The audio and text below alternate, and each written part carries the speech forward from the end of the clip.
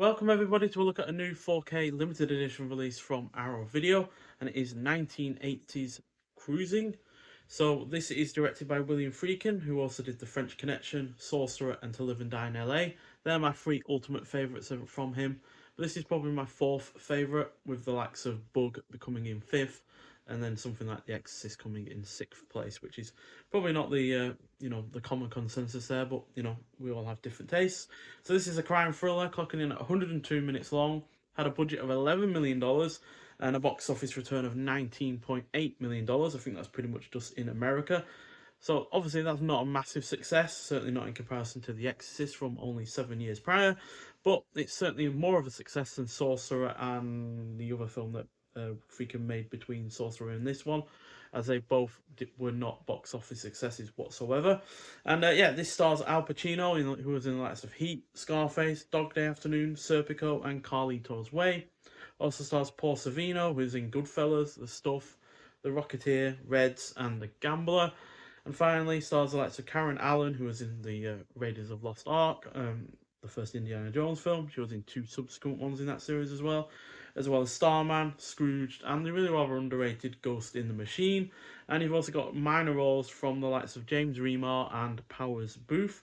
So when New York is caught in the grip of a sadistic serial killer who preys on the patrons of the city's underground gay bars, young rookie Steve Burns infiltrates the S&M subculture to try and lure him out of the shadows. So when I first saw this, I was really rather nervous coming into it, as I knew about the controversy that surrounded it upon its release.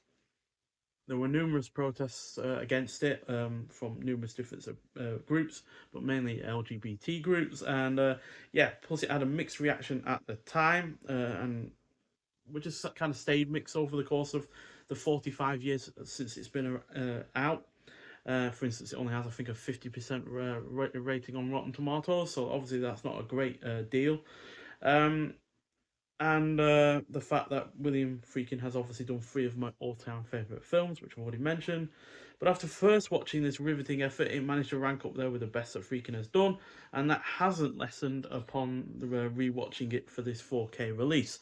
Now, sure, I can see why some might take issue with this, as depicting any kind of violent acts within towards a minority community might look like trying to portray such a community in a negative light while trying to justify those attacks. But I don't get the impression for one moment that the goal of this film is to do that. And in all honesty, I see this as being far more progressive than most other films of the era. You look at any other films from the 70s, 60s, even right up until the early 90s, probably, where at the very least you had LGBT people being pretty much the butt of the joke, being shown in a derogatory light or anything like that. Whereas I just don't feel like that is the case for this one.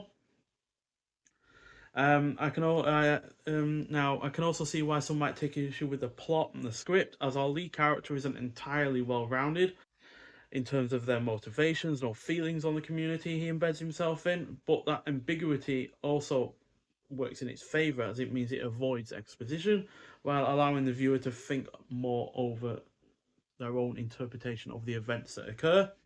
And that it particularly comes with the ending. Now, I'm not getting into spoilers because I imagine not everyone has seen this film before, so I'm not getting into spoilers in terms of how the ending how the film concludes, and at least two ways you could look at how it concludes and the way that our lead character becomes or is revealed as. But yeah, I still feel like it's a really good film, just in terms of bringing your own interpretation to it rather than having the film explain itself to you. The rest of the cast is also great. Outside of Al Pacino's fantastic lead performance, it is well paced, incredibly tense where necessary. The first murder is absolutely frightening. It doesn't go in for homophobic slurs. I'll say that in terms of the main characters, Al Pacino, Paul Sorvino, Karen Allen, they don't go in for homophobic slurs. There is one slur that is used, but that is from a minor character in just one single scene while it's during an interrogation. So, you know, words do get quite heated in such an interrogation like that. But yeah, the rest of the film is completely devoid of that. It is well shot, has a great score and soundtrack. There's plenty of effective tension, and it keeps me engrossed throughout. So yeah, I really really like this film. I also love the look of New York from the time, because it's not the the shiny, clean, highly expensive kind of place that it is now. It's a lot grimier, a lot more grounded than it what is now, and yeah, it does look superb on this 4K release. So yeah, we get a slipcover of this release, which includes a hard box. Always like a hard box with these releases from Arrow Video.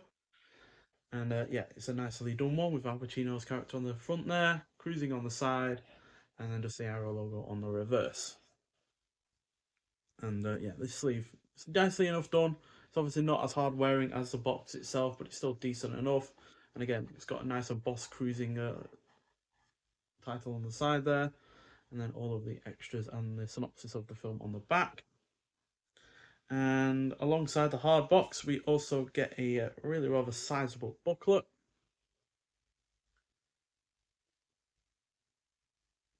And yeah, inside you get your cast and your crew. We also get William Friedkin's introduction to the film. Unfortunately, he did obviously pass away recently. I think it was last year. And yeah, it's a great shame that he most likely did not get to see this 4K release. And then we get A Case for Cruising by John Rishi. Then we got Our Cruising, or Why the Village Went Wild by Richard Goldstein. Then we got The Hollywood Hassle by Arthur Bell. Then we've got Film in Focus, Cruising into Confusion by Andrew Saris. Making Sense of Cruising by Jason Bailey. Al Pacino in Conversation with Lawrence Grobel. How Cruising received its R rating by Al Jean Harmetz. As yeah, this film was subject to a great deal of cuts, because obviously it's dealing with a subject matter that unfortunately was still quite maligned, seen as something that shouldn't have been put onto screen. I think about 40 minutes of footage was actually cut from this film. Now obviously that would make this a much more substantially longer film. Whether or not all of that would have actually been included in the final release, regardless of you know the MPAA or getting involved or anything like that, is unknown. But still, considering how Sorcerer was hardly a short film as well, it wouldn't surprise me that Freakin would put in most, if not all of that. Then we have The Gay Civil War by Jack Fritscher. Then we got When We're Old Will Be Rare, Reminiscences, I can't say that word, of John Burke. Then we got more from the extras cast of Cruising. We've got the likes of Todd Heaney, David Lower, Tony Alincino, and Rory Lance. Then we've got Sketching the Scene by Jane Welsher. Then we've got archive production notes, Cruising the Archives about the restoration, about the presentation, and then production credits and special thanks. So that's 118 pages, which is obviously quite a substantial book. Now it's obviously not on the thickest of paper. If this was a second sight one for release, for instance, it probably would be on a much bigger or thicker piece of paper, while probably in a more hard book stance. But still, it's a really really interesting looking amount of write-ups there, and I don't think we got that with the original release of this film from Arrow Video from 2019. I only ever got the standard version, so I'm not sure what else came with that standard Blu-ray outside of what was on the disc already. But yeah, you got a load of shots from the film, which yeah, try not to spoil too much, I guess. And yeah, we've also, like we said, got about the presentation, so as well as about the restoration as well on top of that. So yeah, there's all of the reels.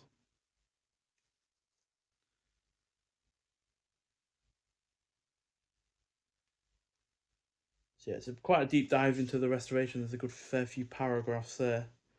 Some more behind the scenes shots of them scanning the film itself. But yeah, about the presentation. So Cruising has been exclusively restored by Arrow Films and is presented in its original aspect ratio of 1:85:1 with mono, stereo, and 5.1 audio. So you've got a good variety of audio to choose from there. The original 35mm camera negative was scanned in 4K 16-bit at Warner Brothers Motion Picture Imaging. And the film was restored in 4K and color graded in HDR10 and Dolby Vision at Silver Salt. All materials sourced for this new master were made available by Warner Brothers, and then QC review was completed by Pixel Logic. Audio restoration was completed by Bad Princess Productions. Additional audio conform work completed by Borstein Gilslason, and then we've got restoration was supervised by James Percy and James White from Arrow Films.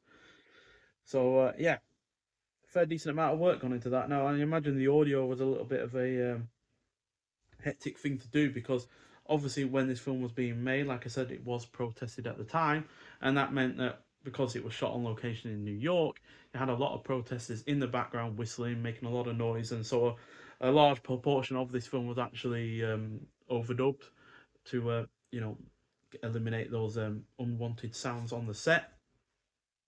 So I imagine the use getting all that audio restored was quite a job in of itself. Then we also get a double-sided poster with this release as well, with the original poster on one side, and then we get the new artwork on the reverse. New artwork's decent enough, but I much prefer the original, to be honest. You also get that nice tagline as well on the top. And yeah, so we also get the new artwork on the actual disc sleeve itself, which yeah also comes with the original artwork on the reverse as well. But since we've already seen that, we don't need to see it again. And inside here, we also get another booklet, and that is the screenplay by William Friedkin from the novel by Gerald Walker. Yeah, that's just, again, another interesting thing. Now, obviously, I don't think it has every page in here. Yeah, so we've got script page 1, 5, 18 through to 20, then 30 through to 33. Then we've got some handwritten pages by Friedkin himself.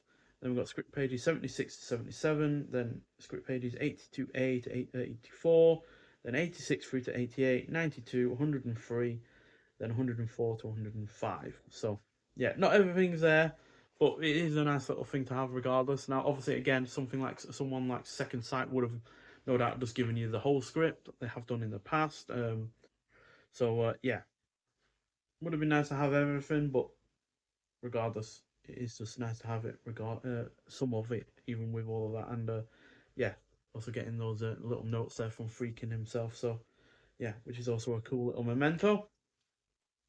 So yeah, we get 2 discs with this release. We get the 4K with some extras on the first disc, and then on the second disc we've got the even more extras, which are only in 1080p. So yeah, so we have a whole host of extras, like I've said. So yeah, we've got I've already talked about the presentation and the audio. So we've got optional English subtitles for the deaf and hard of hearing, 2 archive audio commentaries by director William Friedkin, 1 solo and 1 moderated by critic and broadcaster Mark Kermode. I'm just actually going to bring up the Blu-ray just to read it alongside, so we can see whether or not this is anything new. So yeah, that both of those are what was on the original Blu-ray, which is why it's called archive and not new, because it was new at the time when this was released. And yeah, we've got a brand new commentary though, featuring original musicians involved with the soundtrack, which is not something we had on the previous release. Then we've also got I Want to Be the Curator, a brand new interview with actress Karen Allen. Again, we did not have that on the prior release. Then we've got deleted scenes and alternative footage, on-set audio featuring the club scenes and protest coverage, like I mentioned earlier about the audio. Then we've got censored material reels, theatrical trailer, teasers, and spots. So we did get the original theatrical trailer on the previous release, but we didn't get any teasers or TV spots on that one. And then on the Blu-ray extras disc, we've got Walking the Line, a brand new interview with actor, film consultant, and former police detective Randy Jurgensen. Cut-offs, an interview with editor Bud S. Smith. Again, both of those didn't have on the previous release. They got Who's That Guy, an interview with actor Jay Acavoni. Again, we didn't have that before. Pounding the Beat, an interview with actor Mike Starr. Boy on the Bus, an interview with actor Mark Zecker. Mineshaft Memories, an archive interview with Wally Wallace even, former manager of the Mineshaft. Breaking the Codes, a brand new visual essay surrounding the Hanky Codes, featuring actor and writer David McGarvey. Gilvery. Then we've got Stop the Movie, a short film by Jim Hubbard capturing the cruising protests. Then we've got The History of Cruising, an archival featurette looking at the film's origins and production. Then we've got Exercising Cruising, an archival featurette looking at the controversy surrounding the film and its enduring legacy.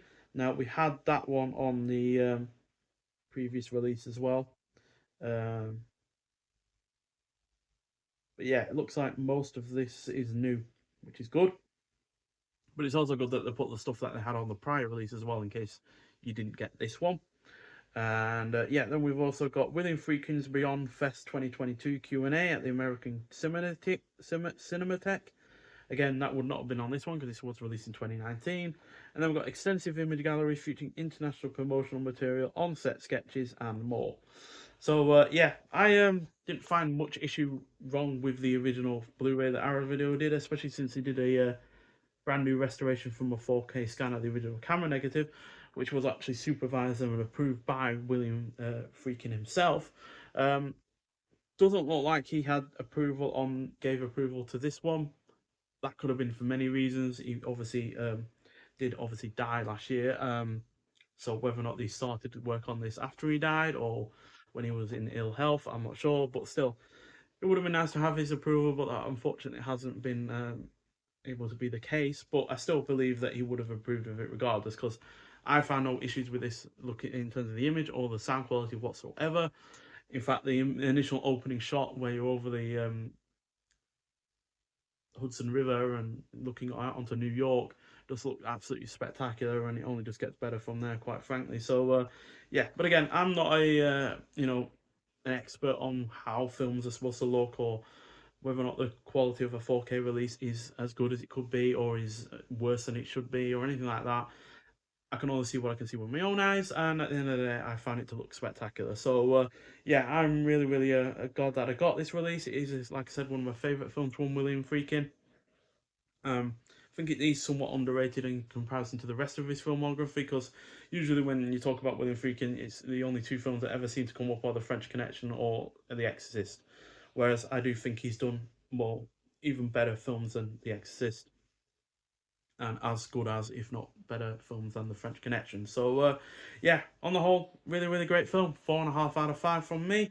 And yeah, this has been a pretty long review in the main, quite frankly. A bit longer than I expected it to be, but yeah, it is a great film, and I'm really, really glad that Arrow Video have put in a lot of hard work into this and to make it as good as it is, in terms of not just the presentation of the film on the disc, but also in terms of all of the physical extras as well. So yeah, if you have seen this film before, I'd like to hear your thoughts on it. But nonetheless, thank you for watching, and I'll see you in the next one. Bye.